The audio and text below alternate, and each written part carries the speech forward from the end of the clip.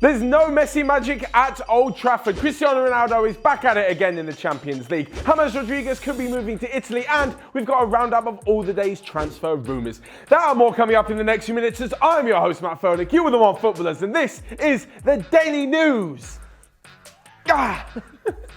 First up, and to Manchester United last night, who lost at home to Barcelona, as you all know, and VAR actually got it right this time. After Luis Suarez's header was deflected into his own net by Luke Shaw, the linesman had his flag up, which VAR correctly overturned and then gave the goal. Of course, the stadium erupted when the goal was given offside, and all the United fans were giving it large to Luis Suarez, but he obviously had the last laugh when the goal was given. This, of course, brings up the whole VAR debate again, because on Tuesday night, VAR was the biggest enemy when Danny Rose's penalty was given against him, when no one looked at Salah's potential red card challenge on the Porto defender, but then one night later, and everyone's applauding how well it did to pick out that Suarez wasn't offside. This is what you're going to get with VAR. It's going to be implemented next season, and you're going to love it when it goes for you and hate it when it goes against you. There's nothing you can do. That's just the way it goes. As for the rest of the evening's event, well, Scott McTominay was brilliant in the Manchester United midfield and deservedly picked up the Man of the Match award. However, what does that say about the rest of the United team? What does that say about the likes of Paul Pogba when he should be running the show in the biggest games in Europe? It doesn't look so good for him, but there's a bright future for Scott McTominay. Alongside this, Ole Gunnar Solskjaer, what's kind of happening at the moment? I'm not jumping on the bandwagon just yet, saying he's not good enough and all this kind of stuff, because, well, they've just appointed him and they need to give him more time. However, since that PSG victory, which was a fantastic win, they've won one match in the last 5 with 4 losses. Something needs to change, and it may have to come sooner rather than later if United are going to be in the Champions League next season at all.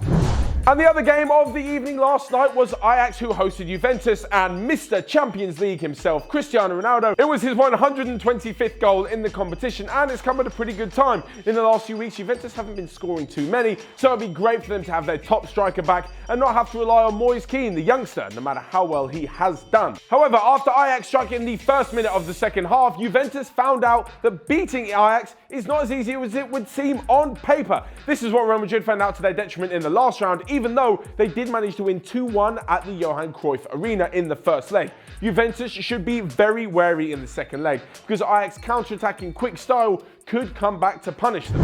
And next up to some transfer news, where a potential Arsenal target, James Rodriguez, could be moving to tonight's opponents in the summer. Arsenal take on Napoli in the Europa League tonight. To be honest, it's more of a Champions League tie, with both teams potentially being in the Champions League next season. It looks really likely that Napoli will be, but Arsenal could be in there as well.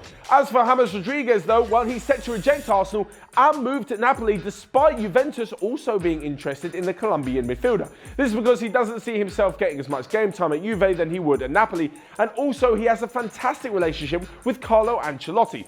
Bayern Munich have got him on loan from Real Madrid at the moment. Bayern don't want to pay for him. Real Madrid don't want him back, so he's going to move. According to his father-in-law, who recently told an Italian radio station that his relationship with Ancelotti is one of the main reasons he does want to move to Napoli. Aside from being a fantastic player, the last added bonus to James Rodriguez signing for any new club is that he's recently gained a Spanish passport. This means that he is now counted as an EU national, so whenever he joins a new team or whichever team he plays for in Europe next season, he won't count against them in their non-EU quota.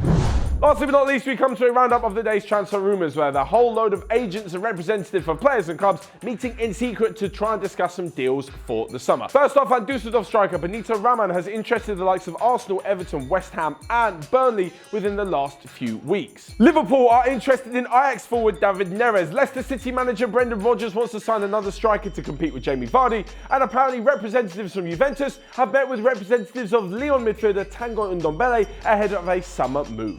So there you have it. There's all of today's daily news for you. But what did you think of last night's game, or what do you think of all the potential transfer rumours?